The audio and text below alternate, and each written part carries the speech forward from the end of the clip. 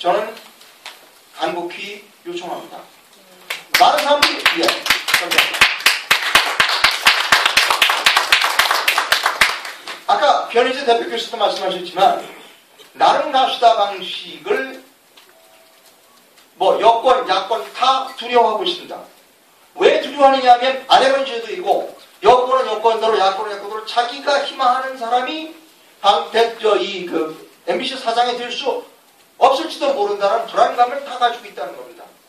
그러나 그걸 떨쳐버리라는 거죠. 그럼 실질적으로 아까 우리 이 사무장께서 말씀하셨지만 지금 현재 MBC 사장 후보가 한 20명 거론되고 있다. 만약에 MBC 사장의 이 나는 가수다 식의 공개 TV 공청회를 실시한다면 20명 중에 절반 이상은 원서를 보냅니다.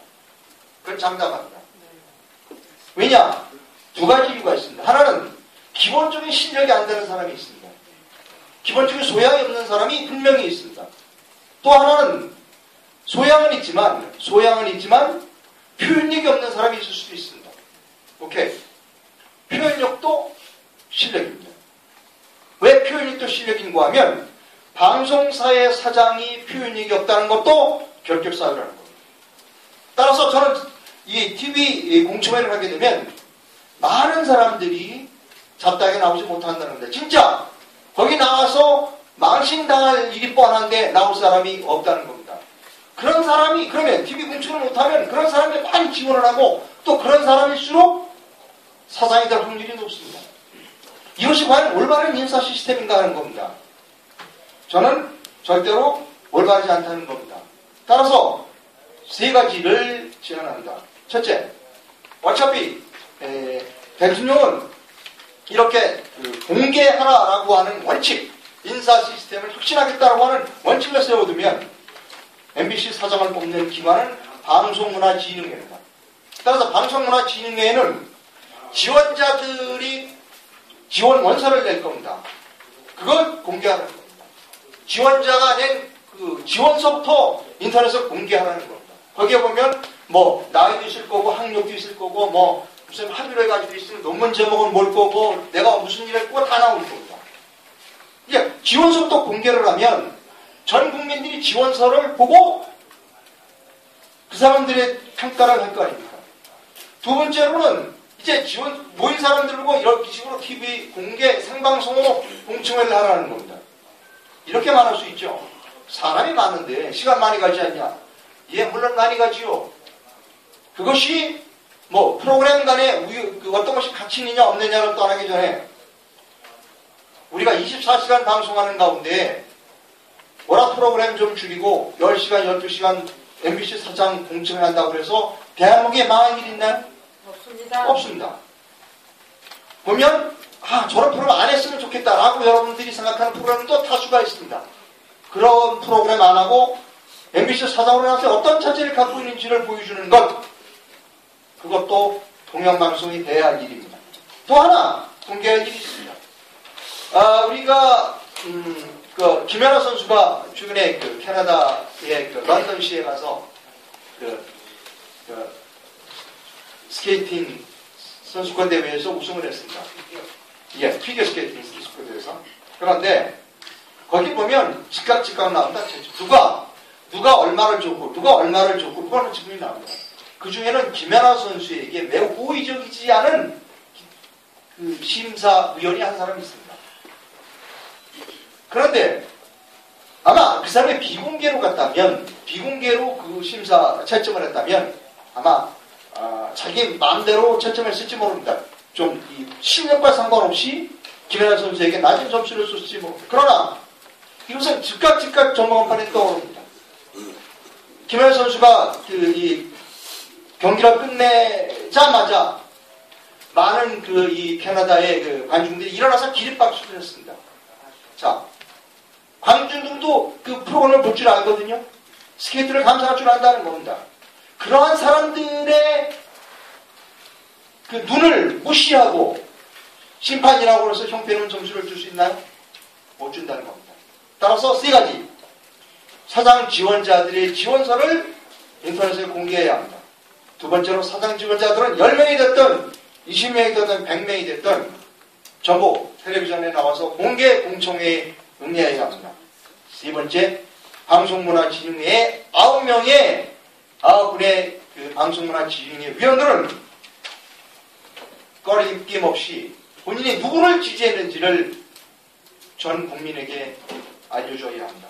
그것이 공영방송사의 이사들이 해야 할 일이라고 생각합니다. 제가 좀 많은 시간을 써서 죄송하고요. 다른 건 몰라도 이거 하나는 말씀드리려고 합니다. 공개하지 못할 일을 할 필요도 없고 해서도 안 됩니다. 감사합니다.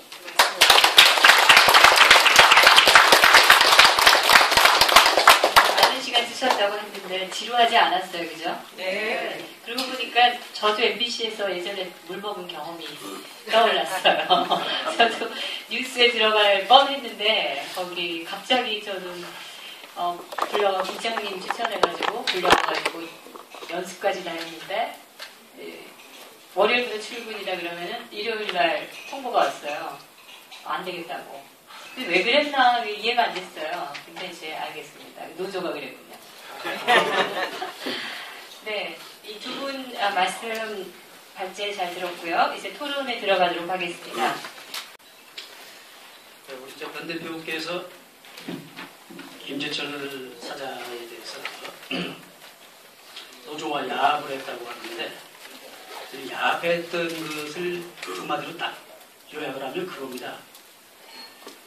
김재철 사장이 3년 동안 있으면서 가장 잘못했던 것이 뭐냐면 우리가 그 공정방송 제가 노조를 만들면서 가장 문제시했던 이슈로 내세웠던 게 그겁니다. 지금 기존 노조, 현재 본부노조라고 합니다만 800명 정도 있는 노조, 이 노조하고의 가장 잘못된 것이 뭐냐면 김재철 사장하고 잘못된 게 단체협약 독소조항이에요. 단체협약 독소조항이 뭐냐면 상향평가와 국장 정책 발표가 있습니다. 이것을 해지해달라고 저희는 공정방송을 만들면서 이것을 새로운 노조와 단체협약을 할 때는 이것을 없애라 이렇게 했던 것입니다. 그런데 김재철 사장이 가장 모호하게 했던 것이 이겁니다. 재작년에 단체협약을 다시 하면서 해줬던 용인했던 게 상향평가를 그대로 놨다는 겁니다. 이게 뭐냐면 상향평가가 부장이나 국장, 부국장, 사장을 빼놓고는 아까 얘기한 대로 부사장까지, 본부장, 임원 다 되려면 이 노조원들이라든가 일반 사원들이 상향평가를 채점을 합니다. 담임선생이 아랫사람들, 학생들 체크하는 게 아니라 노조원들이 전부 자기 부장, 국장들 사람들을 체크를 해서 안 된다고 비토를 놓으면 안 되는 거예요. 그러니까 평소부터 이 사람들한테 잘해야 돼요. 그리고 좌파적 성향을 우파적 성향을 보이면 안 됩니다.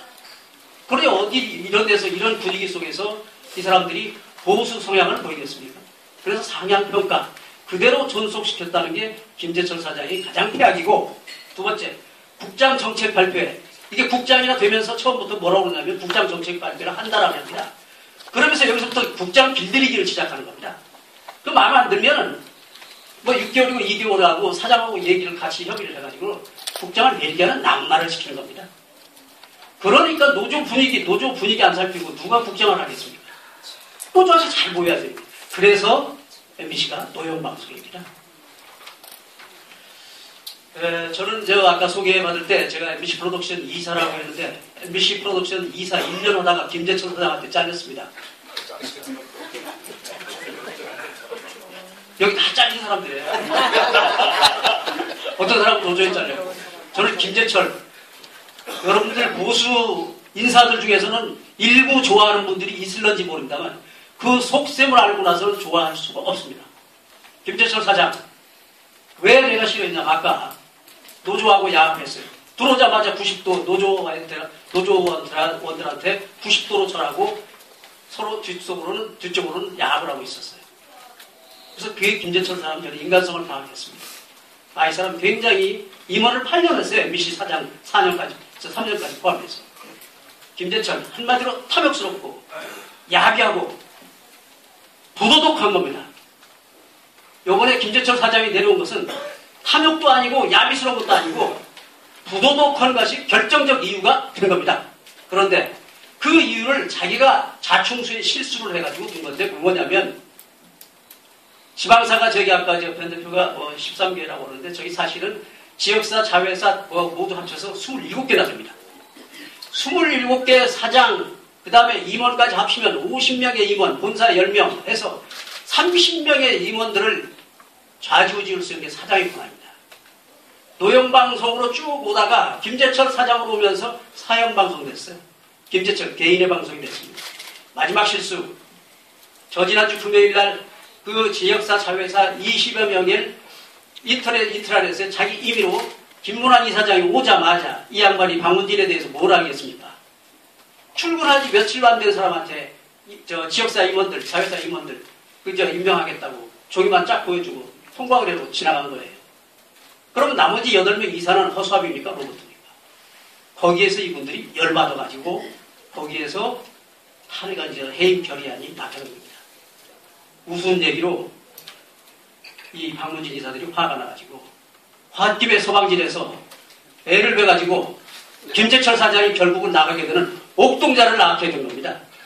옥동자를 낳았어요. 근데 보수도 맹목적이어가지고 보수를 하면 안 돼요. 제대로 봐야 돼요. 김재철 사장, 이 사람은 탐욕스럽습니다. 이 사람의 마지막 꿈은 국회의원이었어요. 작년 4월 국회의원의 꿈이 좌절되자마자 거기서부터 노조와 각을 세우기 시작합니다. 왜? 나는 보수 강경파다. 여태까지 야합을 해오다가 이래가지고 밀어붙이기 시작한 게 파업까지 170일까지 한 겁니다. 그래서 이 보수 쪽에 보이길 이 사람은 무슨 소리냐. 김재철 씨처럼 잘하는 사장이 어딨냐. 노조하고 저렇게 잘 대척하고 싸우고 있는 이런 각을 세우기 위해서 왔다 갔다를 여태까지 살아온 사람이 그 사람이에요. 그래서 야비하다는 겁니다. 부도덕하다는 것은 그거 잘 알고 있죠. 결정적 이유, 부도덕스럽다. 이 경영자나 사장 도덕성이 있어야 합니다. 여기까지 얘기했고요.